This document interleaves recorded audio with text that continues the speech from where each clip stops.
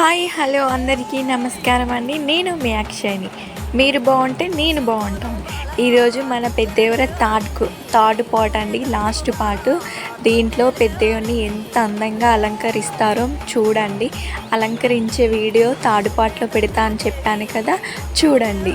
First పట్నం ఇస్తాడండి. పట్నం వేసి దాంట్లో కలర్లు నింపాలండి. కలర్లు నింపిన తర్వాత పెద్దేవుని ఫస్ట్ తెల్ల ముగ్గుతోటి బొట్లు పెట్టుకుంటాడు. తర్వాత పసుపు కలర్ ముగ్గుతోటి బొట్లు పెట్టుకుంటాడు. ఎంత మంచిగా అంటే అంత మంచిగా పట్నం అలంకరించి దాంట్లో పూజకు ఏమేమి కావాలో అన్నీ పెట్టుకోవాలండి. ఫస్ట్ పట్నం మీద బియ్యం, ఒక సాటలో కొంచెం బియ్యం పోసుకొని జాకెట్ ముక్క పెట్టి పెడతారండి. తర్వాత ఒక చెంబులో నీళ్లు పోసి దాంట్లోనే కొంచెం నూనె పోసి వెలిగిస్తారండి. ఆ దీపం అయితే తెల్లార రాక అసలు మన కొలిపై దాకా కూడా అసలు ఆ దీపం అనేది ఆరదండి.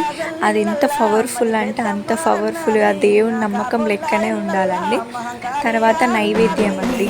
నైవేద్యం బెల్లన్నము, పప్పు, గారెలు, బెల్లమప్పాలు, ఒక 5 జ్యోతులు వెలిగించి బెల్లమన్నం పెడతారండి.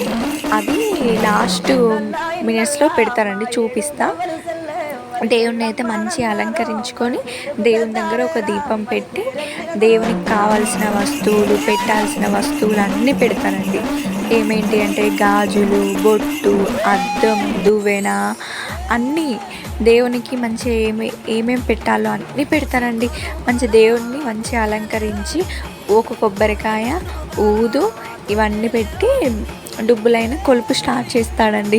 ఒక 1/2 అవర్ దాకా మంచిగా కొలుపు స్టార్ట్ చేసినాక జ్యోతులు పెడతారండి. 5 జ్యోతులు వెలిగించి అక్కడ ప్రసాదం, అప్పాలు ఇవన్నీ పెట్టి దేవునికి మంచిగా అలంకరిస్తారండి. అక్కడ పెట్టి తర్వాత ఒక కుండల కొన్ని బియ్యం పోసుకొని అక్కడ పెడతారండి. ఎందుకంటే లాస్ట్కు మన కొలుపు అయిపోయిన తర్వాతనే ఆ కుండలని దేవుణ్ణి అందులో పెట్టేసి పైన కడతారండి. ఆ విగ్రహాన్ని కూడా ఇప్పుడు ఈ అలంకరించిన దాని మీద పెడతారు. లాస్ట్కు కొలుపు అయిపోయిన తర్వాత ఆ విగ్రహం తీసి ఆ కుండలో పెట్టి మళ్ళీ మనం ఎప్పుడు చేసుకుంటామో కొలుపు అప్పుడు ఆ విగ్రహంతో మళ్ళీ తీసి మళ్ళీ కొలుపు స్టార్ట్ చేసేటప్పుడు బయటకు తీసుకుంటారండి. అప్పటిదాకా ఆ విగ్రహం ముట్టరు.